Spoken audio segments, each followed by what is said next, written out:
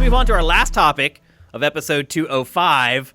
We've been talking a lot about Xbox Series X and PlayStation 5 over the last 2 months, but really it's heated up over the last month. And so we wanted to kind of simmer all our thoughts down into some cogent analysis that you guys can take away as valuable. So what we've decided to do is we've decided to do a next-gen report card where we look at both the PlayStation 5 and the Xbox Series X in 4 categories, and then decide for each platform which one is doing the better job. Some of these are going to be a little difficult because we don't have enough information or whatever, but I think that's part of this because some of the categories we're going to discuss are like messaging and momentum.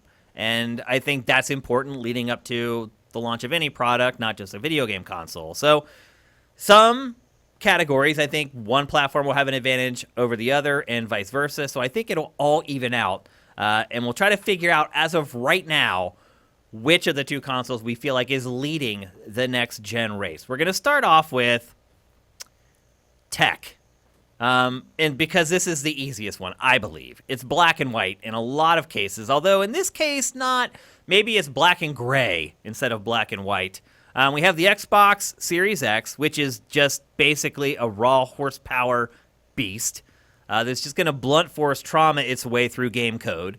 Then we have the PlayStation 5, where if you look at its specs on paper, they seem to be a little bit lower than Series X. But if you followed Mark Cerny's presentation, he explains how the system can be used by skilled developers to essentially squeeze about the same amount of performance out of it if you want to write to the metals, as they say. So, Matt, between those 2, which one do you think has the advantage right now? I mean, on paper, it's the Xbox, but I would argue that power doesn't mean anything, really, when the rubber hits the road, because we'll get to those other categories, though. Right now, we're talking about tech. But, that's what I'm saying is, tech is irrelevant, because if it was relevant, the Wii wouldn't have won that generation. And we don't know who's winning the tech war on this because there's no way to compare them quite yet. Like PlayStation 5 is doing such weird shit in terms of trying to optimize how it does what it does that it's just hard to say, because I don't think Cerny's lying. I think Cerny's a tech genius. If anyone can pull off what he's saying that thing does, it's Cerny and his team. But we just don't quite know why it matters yet, or whether it can kind of, the key is going to be, is there extra work required to keep parity with what the Xbox can do brute force-wise? And I think will there multi-platform is. I think that's developers, pretty safe to assume there is. Yeah. And will multi-platform developers be willing to do that work? Or rather, not developers, will publishers be willing to spend the time and money required to get that parity? Will it matter? And I would argue that we don't know that yet until we start seeing what these multi-platform games look like. But if you're going to talk about just on paper, probably the Series X has a very minor edge. And the edge gets bigger the more you don't know what you're talking about. That's funny. Mitch, what do you say for tech? On paper, yeah, I think Matt brings up a good point in regards, and I think it's right in regards to not fully understanding what the tech really does. I think one of our categories is messaging, and I think we'll get to it in a minute. But I think the messaging of understanding the context of it affecting the console itself, I think we don't fully realize what it is yet. So I think, in a slight reason, I think it's a little too early. Well, I think that will also help when we see the OS. That's the point of this discussion. It's early. Yeah, it's really early to try to compare this tech because we don't understand it. So you're not going to pick one? No, I said Xbox on paper has a tech advantage for sure, but not understanding what PlayStation does, we can't really fully realize what it's going to be. It'd be easier to figure this out once we see their OSs and sort of see more of what the personality or flavor they're going for, which each of the systems is, because that tends to teach you a whole lot about the attitude that the company's approaching the console with, and we just don't know that yet. Other than it's going to load real fast. And plus, they both showed 2 completely different types of emphases with these console. So, example, Microsoft showed off the fast loading, where Sony is more focused on, No, Sony big- showed off fast loading first.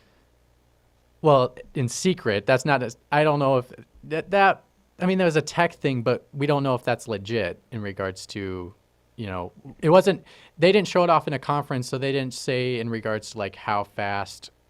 Never mind, forget. But I think that they may show the fast loading. Yes, you do have that. I think the other elements are vastly different of what they are talking about. That tech-wise, it's hard to understand until you can have all of that together and put it side by side. I think it's very easy to say Xbox right now. I don't think it's even close because we already know that raw numbers PlayStation 5 can't keep up. So in order for PlayStation 5 to have games that look as good as Xbox Series X games, the developers are going to have to do extra work. Will they? The vast majority, probably so. I start talking about the smaller Japanese developers. Are they going to do it? They won't. They don't. But if you look at Cerny's presentation, he specifically states in it that they worked on reducing the time between generation of hardware of creating games. And they talked about each of the consoles and how long it took for them as companies, as game creators, to turn around on that new generation of hardware. And this one is just as short as any of the consoles they've made before. So I think in difficulty to create with this hardware, I think that's not correct. What do you mean it's not correct? Because they said they made the hardware accessible for the developers. Yeah, but that's the same thing. It's the same thing with Xbox Series X, dude. It's even more accessible to developers. You don't have to manage like the pipelines inside the Series X. To me, right now, Xbox clear advantage, and I think all three of us voted for it anyway. Yeah. So Xbox. Next up, the games. So this might be the toughest one I think to kind of figure out software, because right now with Xbox we know about more games for Series X, but a lot of it also is like, hey, Microsoft bought a bunch of new studios. They're all working on stuff, and we have seen some of the stuff. Like we've seen a couple games from a couple of their acquisitions already. And obviously we know Halo Infinite is coming at launch. Really, it's a wild card for PlayStation. We've seen Godfall, and then there was like a new game called Quantum Error that was announced this week for PlayStation 5. WRC 9 was confirmed for PlayStation 5, and that's pretty much it. Also, by the way, most of those games are also confirmed for Xbox Series X. So how do you guys feel about software as where it sits right now? What about the prospect? I guess a lot of times you're looking at the prospects of it, right, Matt? I have no anything on software right now. We don't know anything. Like Halo Infinite, sure. Like we know what the deal is with that. There's probably going to be a Forza. Hellblade we're seeing right now. That's another Series X game. Hellblade, but Hellblade is not launch. Hellblade is next year. Yeah. Godfall, who cares? Sony's first party stuff is where the big guns are for them. We just don't know anything yet. Yeah, they showed a lot of third party. We got a couple months before we see anything that can make us like sit up and bark about any of that. Really, I think it's easily Sony. Just even if you just look at what IP does Microsoft have versus what IP does Sony have. It's not Naughty Dog is going to forget how to make great games, or Insomniac's going to forget how to make great games, or Sucker Punch is going to forget how to make great games. Are you talking about like the whole life of the console or launch here? Just in general, like right now, which platform has the advantage in each of these four categories? And I think it's still, even though Microsoft made big strides by buying those studios, right now it's all just conjecture and promise. These studios in Sony stables are proven over and over again. They're not going anywhere. But several of those big studios are about to put out things they've been working on for years. We're not going to see their PlayStation 5 output until 2022 or 2023. So how relevant is that? Yeah, at least Microsoft, as much as I'm not super excited about Halo Infinite, at least Halo Infinite's coming this year. It is. We're not going to see another Naughty Dog game for years from now. We might not see another Sucker Punch game till the end of next gen. Like, we don't know. Like, my one question, though. Obviously, Sony has the first-party stuff that I'm more interested in, but that's not a thing that's in my immediate buying decision future, if that makes any sense. Well, my question for both of you probably would be is, do you think there's an advantage with Sony because their next-gen games are going to be exclusive to that console, where here Microsoft, Halo Infinite, it's coming for both consoles. Hellblade may be coming for both consoles. They committed to a 2-year window where it doesn't matter. You just have to have an Xbox, which I think affects potentially how good the game could potentially be because you're not taking full advantage of that hardware. Good point, Mitch. Yep, agreed. I think you are taking full advantage of the hardware because that's the point of the modularity. It's like You're relying on your I mean, scaling. PC games do that all the time. Like you're just basically turning bells and whistles on and off, and that really historically hasn't hurt anything. So I'm not too worried about that, but I do think it might be tempting, certainly in the tighter economic times we have, to just play Halo Infinite on your Xbox One. But I think that's a serious not spend that $500. disservice to your customer because, even the jump between PS3, PS4, PlayStation 2 to PlayStation 3, there are significant differences in those games, whether that's less enemies, more enemies, the animation isn't as good. It clearly is a downgrade of that other game, and I think it disservices to your customer to say, hey, you can experience the game on both systems where we're really not experiencing the same game. I don't agree with that. The more things you can play something on, the better. Like, democratize it and then exclusivize it later on when people are willing to like jump into the next gen and the next gen is established and there's a bundle worth buying and there's a library worth owning. I don't think that I think Microsoft's approach is much more consumer friendly. Let me give you an example. Because we had Star Wars The Force Unleashed came out for PlayStation 2 and PlayStation 3, all those generations of hardware, the 2 gens. Clearly, the game was not very good as a PS2 generation hardware game. It clearly was completely different. It had the same story, had the same characters, didn't look as good. The motion graphics in regards to the animation didn't work as well. The physics weren't working as great. It's a completely different experience. You don't think that matters? No. I think it matters a little because bit. they're not making different versions of these games. You're just turning the settings down. It's not the same thing as making a gimped Wii version of something back in the day. You're just going to have lower res or less detailed character models or no ray tracing, that kind of thing. And that's a different thing. You're not selling a different game to somebody. You're just saying, hey, you don't want to spend $500 on this new system?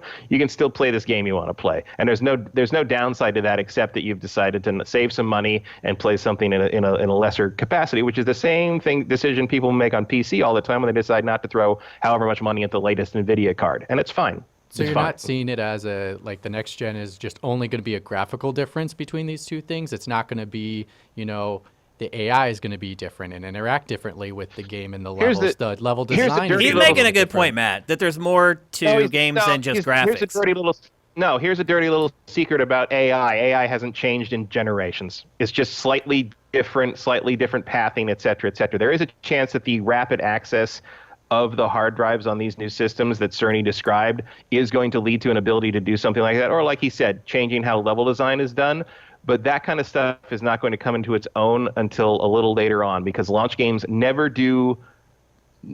Launch games never take full advantage of the new bells and whistles of hardware. It's just not how it works. You have to learn to do that. Like Uncharted 1 was not a launch game, but Uncharted 1 is not Uncharted 2, which is not Uncharted 3. And there's a learning process. And I think as that learning process happens and these developers learn, with this new rapid access SSD, we can have this section be like this, but that's going to make it so we can't really run it on the last gen systems. You're going to have to make the decision to make either a different version of the game or just say, well, if you want to play this, you got to buy a PlayStation 5. And I think that time will come a year to a year and a half into the PlayStation 5's lifetime, and that's just how it's going to slowly push you to buy that new system, and that's fine. But early on, you don't want to make that transition too harsh, and that is a fair decision on the part of both companies. I think we have to wrap this up. Let me get my point in here. I think the final thing that seals it for me is that I've watched year after year after year after year on Xbox where it's just Gears, Halo, Forza, Gears, Halo, Forza, Gears, Halo, just over and over and over again. And while Microsoft, it was smart to make these purchases, and they could very well work out, and it could end up that Microsoft's stable of first-party studios destroys Sony's stable of first-party studios. However, that is all wishful thinking and conjecture. I know Sony studios are some of the best in the world. I know they're not going to release broken games. To me, that's what settles it. It's like there's just a lot of wishful thinking and hoping that Microsoft can get itself together, and I know for a fact that Sony's first-party studios already have it together and then some. So I think to sum it up really easily would be we're more excited about the new first-party Sony platform or the next first-party Sony game than the next Hellblade. We're probably more excited about that than even though Hellblade would be a great game. I don't know. I wouldn't necessarily say that. No. Even though Hellblade would be a great game, will it match that tier, that polish? Who knows? It's unpredictable. It depends what the next Sony game is. Like if the next Sony game's Horizon 2, sure. If the next Sony game is, I don't know, whatever next thing, some Detroit other company Become Human 2. Well, they're not doing that anymore, are they? They let them go. All right, so it looks like for that category we've got. Would you go with Xbox, Matt, for this? I go with neither. Okay, so you abstain. Until I see actual games, everything's conjecture. Okay, so you abstain, and Mitch and I go Sony. So I guess Sony wins that one. Next up, messaging. This one, to me, might be the easiest one because one has done a lot of it, and the other one has done hardly any of it. Microsoft, with Series X being the one that's done a ton of the messaging, and PlayStation being the one that hasn't really done much of it. Other than that presentation that we got from Cerny, most of the information we have from it has been from patent leaks or photos on the internet of the dev kits and stuff like that. A lot of the stuff we've been learning about PlayStation 5 hasn't actually come from PlayStation. On the other hand, it feels like everything we know about Series X has come from an official source at Microsoft or via proxy with, Digital Foundry or one of the sites that they trust to kind of handle the tech stuff there. I think just overall raw quantity of messaging, I think it's a runaway win for Xbox. What do you guys think? Matt? I would argue we don't actually really know that much more about one or the other. We know what the Xbox looks like, and that's about it. That's different to me. Like that Cerny talk covered a whole lot of the same things we know about the Xbox, just in a more boring fashion. And until we know more about like what it does and what things translate into the user experience, the user interface, the bells and whistles that are in the UI and the OS, and also again what it costs. Like I don't know if any of the messaging at this point matters beyond a very specific core demographic that cares about that kind of thing. So I don't know. I feel like I'm about on even ground with both of them. I think Xbox has presented it in a more entertaining fashion, just in the sense that we got to see the stuff at the Game Awards, and that was more of a reveal as opposed to a tech talk like we got with Cerny's GDC thing. Yep. But I don't feel like either one of them is. I think one of them has done it in a more consumer-friendly way, but I don't think we know more about one or the other yet. And we're gonna have to. We're in this really gonna be really dead zone from now, I think, until what would have been E3. Yeah, I agree. But I think even if you just want to look at it on a base level, there's a trailer for Xbox Series X. We have nothing for PlayStation 5. Yeah, well, until Sony wants to show us what the damn thing looks like, or at least reassure us that it doesn't look like those weird dev kits or whatever those things are that leaked. Yeah. And I mean, we just don't know. Yeah, we still don't know like what anything looks like on PlayStation. You're right. I mean, it's very simple to say that they showed the console, PlayStation hasn't, but it's more than that. It's being able to see the ports on the back of it and seeing the new proprietary memory cards and seeing the controller. Like we've seen the controller for Series X already. We haven't seen the controller other than patents. We haven't seen the controller for PlayStation 5 at all. So I do think the last category and what you said about the last category kind of informs how much this one matters in a sense, because yeah, I know what the ports on the back of that Xbox look like, but I sure would prefer to know when Horizon 2 is coming out. It's just I got to know whether this PlayStation lineup is going to be exciting as opposed to like the Xbox lineup, which seems fine, but not the launch lineup for the Xbox seems fine, but it doesn't like make me excited. Halo and Forza again doesn't make me excited, whereas like if you have a couple surprises up your sleeve from Sony first party, that could get me excited for fall for the PlayStation 5, but we just don't know. And that's sort of where I am here. It's like, oh yeah, it's cool how the Xbox is 2 GameCubes stacked on top of it. Where are the games? Like it just feels like I'm trying to like pretend I'm satisfied with this like scrap of a meal when really you really need to show me what we're going to play. Well, I think what everyone's losing sight on, which is a little frustrating while listening to these people talk about, and us in general talk about this stuff, Microsoft went really early. Like, we do not hear about tech and consoles this early in the year when a console is coming out next year. I'm using last year as a reference because Sony did a conference, but in that conference, they just showed off games and hardware. That's all they showed. What are you talking about? Sony did a conference.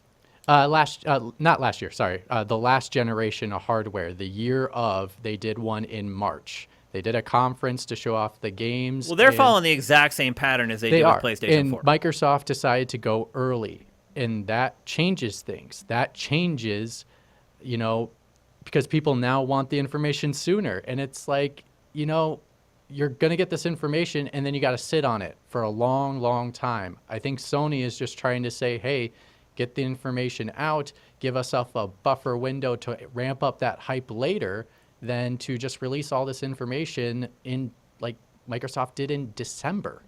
Like, they show off the console in December. Microsoft's been surprisingly casual about admitting, like, yeah, new system's coming. Like, yeah.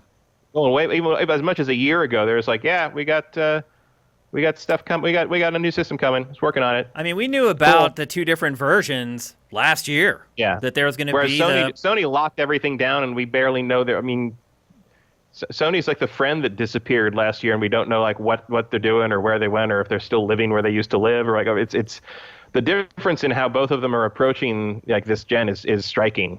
Because here's the thing. So we're talking about messaging now, but I think we probably all agree that Xbox probably wins this category. Because I would say because they were first. But they were first. The next category is momentum, and because Sony pulled back a little bit in the prior category with this, which is messaging, has that actually helped Sony in the next category, which is momentum? Because we don't know a lot about PlayStation 5. Do you think that there's still a lot more interest in PlayStation 5 right now than there is in Series X? Because it's a kind of a known quantity at this point. I think there is an element of like, if they're playing this close and this quiet, they must have something good. Mm-hmm. Like, there's an assumption that may or may not be true, but there's an assumption, I think, that there's a sense in which how Sony has done this projects confidence. Yep. Yeah. And I would say Microsoft coming out first with all this stuff, I think that showed confidence at first too, but you didn't see PlayStation make the knee-jerk reaction of, oh, Microsoft is announcing this stuff, like, so now we're going to need to announce it. They waited a long freaking time, which does exude a sense of confidence for sure. Like, it makes it seem this like is a much better way to say next gen starts when we say it starts, rather than just saying that at a press conference like they did for the PS3. Or you also could put it in perspective as it's like a poker game, and Microsoft thinks they can win with a pair. By the way, Kenny Rogers, rest in peace. But they think they Mitch, can do you win. know who Kenny Rogers is? I have no idea who that is. No idea. I knew it. I knew you had no idea. Face and you instantly knew. Have you ever heard the song "The Gambler" before? No. Yeah, you got to know when to hold 'em. I know that song. Yeah. Sorry, I usually don't know song titles. I know if you I know sing that it, whole song by heart, by the way. I know when to fold it. Yeah. Yeah. But anyways, I think I think Microsoft, in a sense, threw your hand out a little early, and Sony's just waiting, and they're like, I'm waiting for the river the last card to flip, and I'll have a full house just right here for you.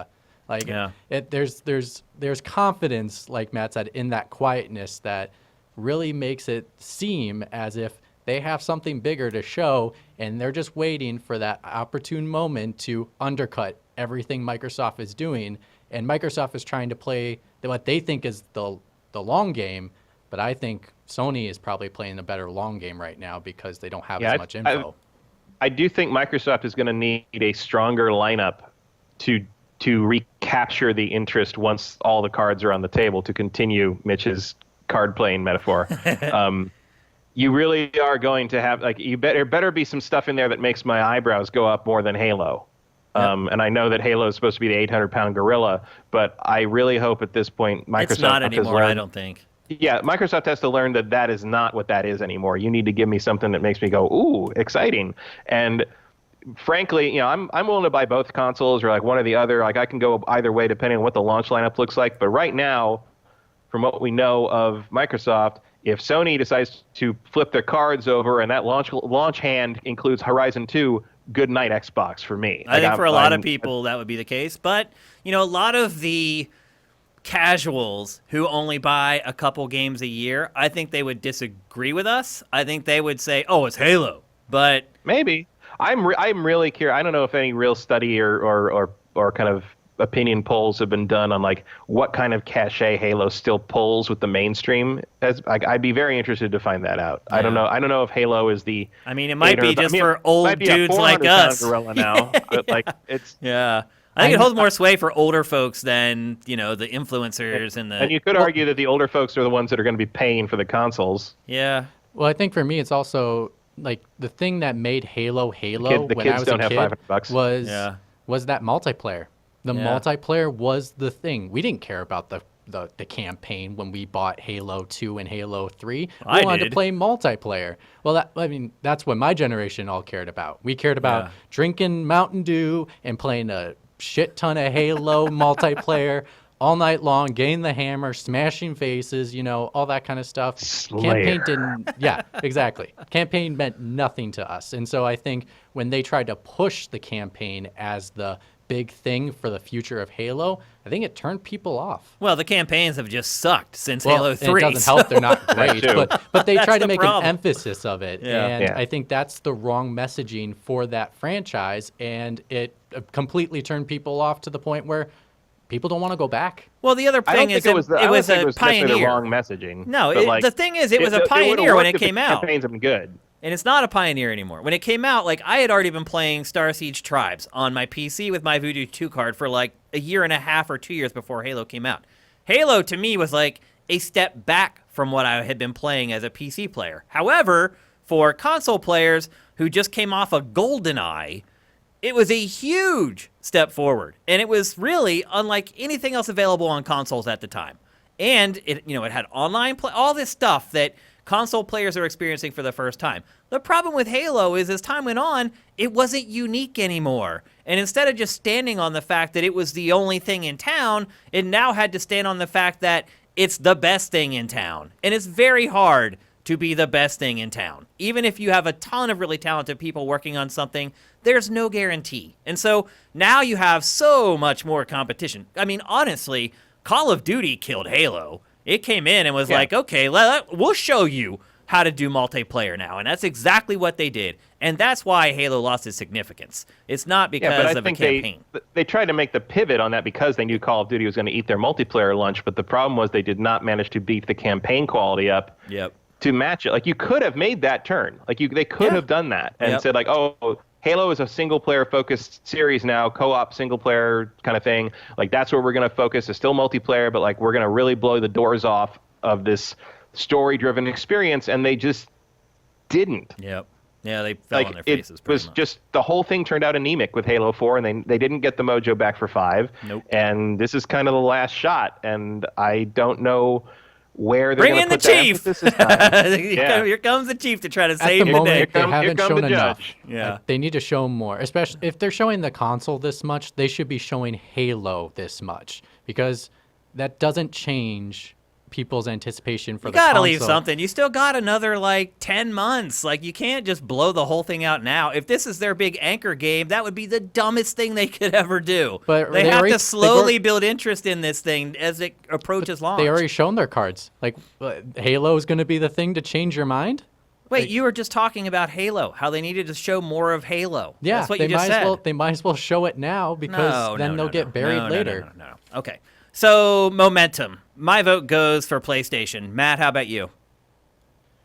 I mean, just in terms of kind of market viability, I think PlayStation has the advantage here. Like, Microsoft's the one that has to convince someone to look in their direction. PlayStation's already got the eyes on them. Okay, and Mitch, although your vote doesn't count really because we've already got two. What's your pick anyway? It's PlayStation for sure. Okay, so here to recap: Tech. Matt abstained. Mitch and I both picked Series X. Games, Sony came out the winner.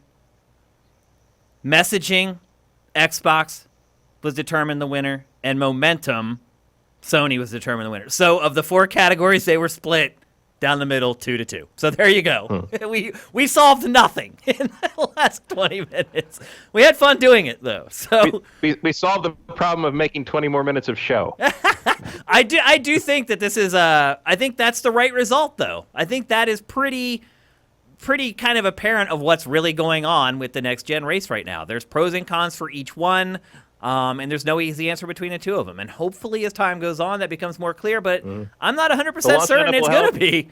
The only real... If the price is different between the two of them, that could really be the only nail in the coffin for one or the other. Yeah. But I think they are going to both be the same price. Okay. And I think it would be really interesting to play the same game like right after we get these announcements and compare the two to see where we were before and where we are today. Yep. So lots of time to figure all that stuff out, but I think that was a pretty fun exercise, a good check-in. It wouldn't have worked if we had done it months ago, but I think now with the information that we have, I think it was fun. I enjoyed discussing it, and hopefully you guys enjoyed listening to it.